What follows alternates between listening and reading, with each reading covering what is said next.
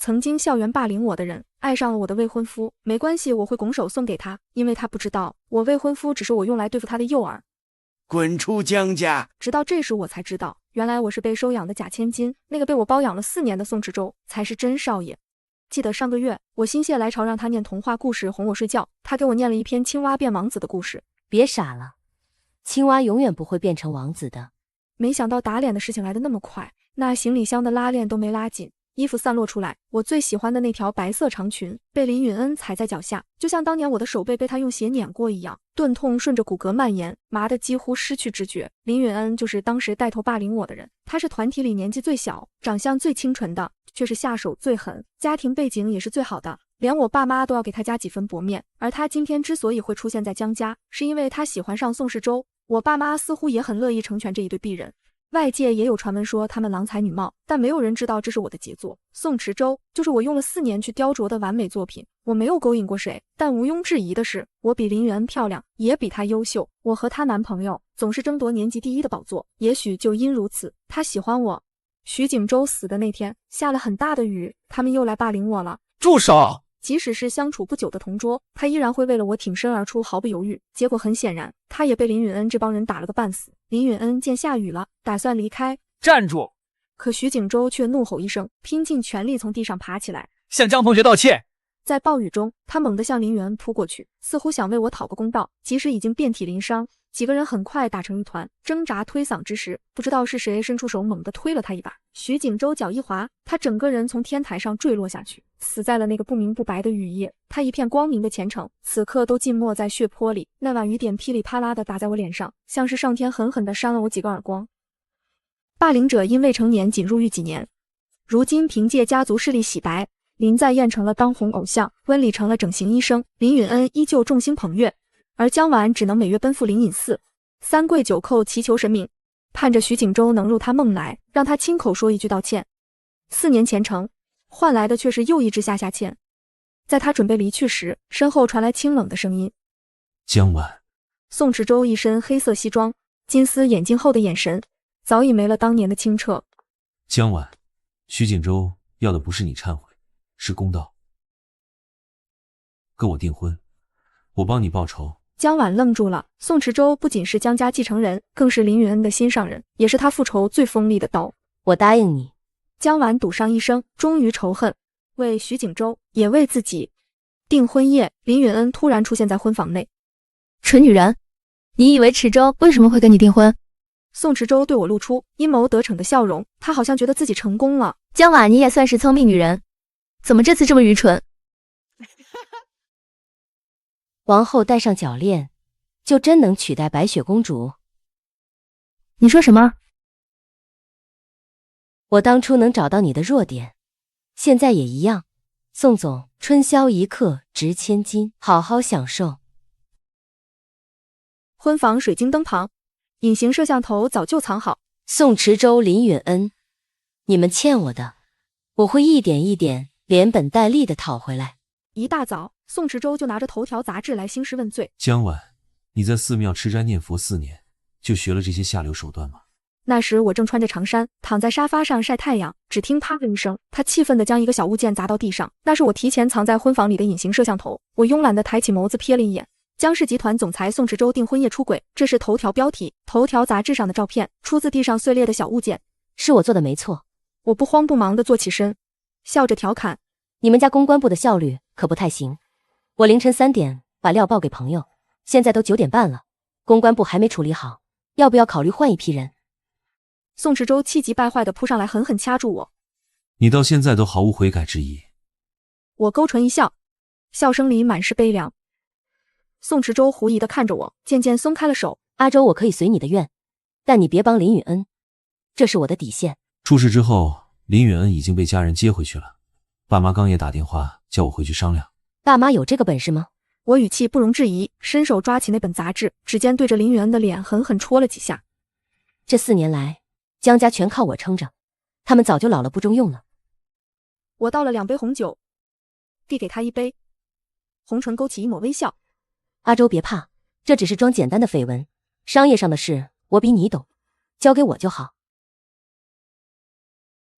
江晚，你总说自己是受害者，可我好像从来没见过你脱下长衫的样子。我懂他的意思，不是欲望，而是藏在好奇里的几分悲悯。林允恩霸凌了我3年，那段日子里，我早已习惯了用长衫裹住自己，无论春夏秋冬，从不曾在任何人面前卸下这份防备，哪怕是在宋池洲面前。见过枯萎的西番莲花吗？那朵被风雨摧折的受难之花，就像我这些年被搓磨的模样。15这天是吃斋日，记者们早已等候在此。江晚带着宋池洲来到灵隐寺，两人不得不装作恩爱模样。宋池洲小声抱怨：“又来祭拜你的徐景洲。”是，也不是。佛殿里金婆婆迎了上来，她是慈善协会的会长，德高望重。江晚介绍两人认识，宋池洲没想到他竟悄悄结识了这样的人脉。宋先生一表人才，快随我来参拜。参拜时，宋池洲低声提议，以江氏名义做慈善洗白，不用这么麻烦。江晚白了他一眼，借金婆婆的名义举办慈善活动，远比买水军更有说服力。宋先生年轻有为，还肯陪晚晚礼佛，有心了。离开寺庙后，江晚吩咐宋池洲：“你直接去林家安抚林允恩，告诉他是我逼你订婚的，你心里喜欢他。那你呢？”我晚点有事。江晚看了看手表，语气冷淡：“我们是合作关系，不必管我。”所有人都以为我躲在寺庙里逃避现实，其实我只是在等待时机。江晚驱车前往机场，他要去接的是他布局4年的关键棋子。4年前，江晚无意间就下了他，彼时他因车祸失去双腿，母亲无力承担医药费，江晚替他还清债务，送他去香港治疗，并学习私家侦探技能。江晚站在机场大厅里，寻找着周怀楚。姐姐，少年不知是什么时候从我身后冒出来的，我看着他，露出了笑意。我的手忍不住放上周怀楚的膝盖，轻轻按了按，周怀楚也没推开我。我笑着说道：“假肢用的还习惯吗？”“好，跳都没问题。姐姐放心，不会耽误你的大事。”慈善活动现场，江晚穿着长衫挽着宋池洲的手臂，与金婆婆一同站在台上侃侃而谈。台下林允恩脸上挂着僵硬的笑容，眼神阴森。温里戴着金丝眼镜，文质彬彬，实则隐忍怒气。接下来有请本次活动的形象大使林在业先生。选这主题，你心里不难受？真正的勇士敢于直面惨淡的人生。江晚，我小看你了。宋池洲金会长都是你的棋子吧？围棋第一的我，利用人比下棋简单。那点破事，你要纠结到死吗？你想干什么？要钱？想要我们道歉？我要的是你们坠落深渊，在深渊里向我伸手求饶。活动结束时下起了蒙蒙细雨，江晚站在门口伸手接住冰冷的雨滴。别着凉。景州走的那天也下了雨，如果地狱太冷，就让他们垫底。我们回车上吧。车门关上的那一刻，外面的雨声隔绝了一切。林允恩要见我，去哄哄吧，你就告诉他是我逼你来的，其实你心里还是喜欢他的。不哄不行吗？不哄你们江家还得罪不起他。那要哄多久？哄到事情结束吧。我培养了你4年，不能功亏一篑。没多久，我接到了周怀楚的电话。姐姐，温里有大问题，他利用职务窃取女顾客资料之后，就拿照片威胁他们，让他们替他去陪一些商界大佬，就是个扯皮条的。大门砰的一声被推开。夫人，总裁出事了。司机一脸歉意地告诉我，总裁被林小姐逼着吸了那种东西。备车去医院。姐姐，去医院的话，我们的计划就全泡汤了，叫家庭医生吧。我不断地用毛巾擦拭他的脸，试图让他保持清醒。姐姐，有点事情，你跟我出来一下。出了房间，周怀楚在沙发上坐下，却一言不发，脸色阴沉，估计是看我跟宋池洲太亲密了吧。我走到他面前，盯着他，淡淡的开口道：“查到什么了？”周怀楚迟疑了一下，缓缓拿出相机。那个林在燕在酒店的照片拿到了。我冷着脸接过来，一张张翻看，紧皱的眉头渐渐舒缓开来，我忍不住笑了起来。我把相机递回给周怀楚，叮嘱他道：“先不要发出去，还差最后一步。”查温里了，对吧？声音是从身后传来的，宋池洲不知道是什么时候从房里出来的。这是我偷拍的温里和林允恩，拿去当证据。有了这些，他们翻不了身。他的脸色还是肉眼可见的虚弱，但眼神里偏偏透出一股阳光般的暖意。但在那之前，阿婉，我希望你全身而退。说完，他紧紧地握住我的手。我试图挣开，周怀楚却抢过我的手，安放在他的心口。周怀楚的嘴角扬起一抹骄傲的弧度，像个忠诚的臣子。姐姐她怕了，那就让我陪你吧。周怀楚，你疯了，她是我未婚妻。宋池洲气急败坏地揪起他的衣领，扬起拳头就要打下去。我淡淡的开口：“我们解除婚约吧。”你说什么？我没开玩笑，我是说，我不需要你了。我神情漠然地看着他，每一个字都不带一丝温度，把抛弃说的理所当然。其实我是心软了。宋池洲，你是我最完美的作品，如今你已经完成了你的使命，我不想再利用你了。客厅里，温里和林在燕的黑料照片散落在地，温里和林在燕都跪在地上，在我面前7尺男儿连腰骨都弯了，像2条丧家犬。江晚，我们错了，我们不该欺负你，你放过我们吧。先把你们做的事写清楚签字，我们再谈原不原谅。公寓门突然被推开，林允恩高傲地走进来。没出息，要多少钱？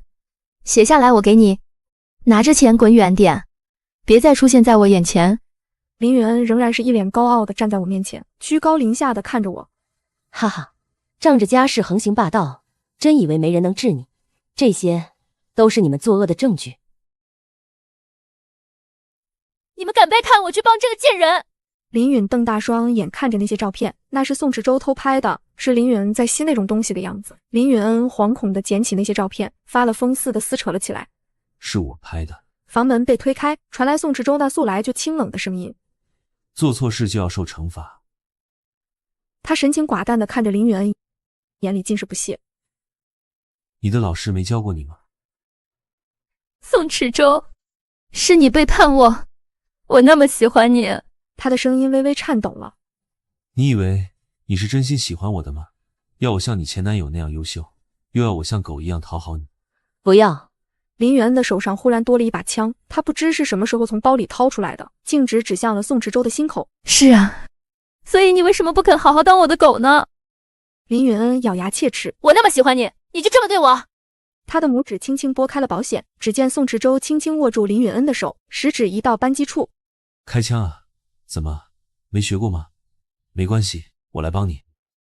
警察进来时，宋池洲已倒在血泊。不是我，不是我。他们否认狡辩，他们挣扎求饶，可是没有用了。我们都不是10几岁的小孩子了，谁也不知道那一枪是林允恩开的还是宋池洲。就像我不知道当初是谁推了徐景洲，但我可以肯定，枪上面只有林允恩的指纹。阿周，医生很快就来了。阿婉，我只能帮你到这里了。你有没有爱过我？他紧皱着没发红的眼眶里透出迫切的渴望与期许。我说的是那种与徐景洲无关的纯粹的爱。有吗？我好像自己也不清楚。他的手无力垂落，再也没有了动静。担架床缓缓移动，带走了他，也带走了我世界里最后一束光。后来我才知道，原来林家打通了关系，毁掉了所有的证据。如果那天宋池洲不这么做，那林允恩大概就能逃过法律的制裁。他把我从黑夜里拽出来，推向了他也向往的光明，可他自己却跌落了万丈高台。到最后，我毁掉了所有伤害过我的人，可也毁掉了我爱的人和爱我的人。4年前的徐景洲，4年后的宋池洲，我得到了什么？又好像全都没得到。灵隐寺的佛殿下1439个台阶，我虔诚的祈祷：神啊，救救我吧！姐姐，神明是不存在的，但我会一直陪在你身边。到最后，我好像只剩下他了，神明也舍不得毁掉我这废墟里唯一的浪漫吧。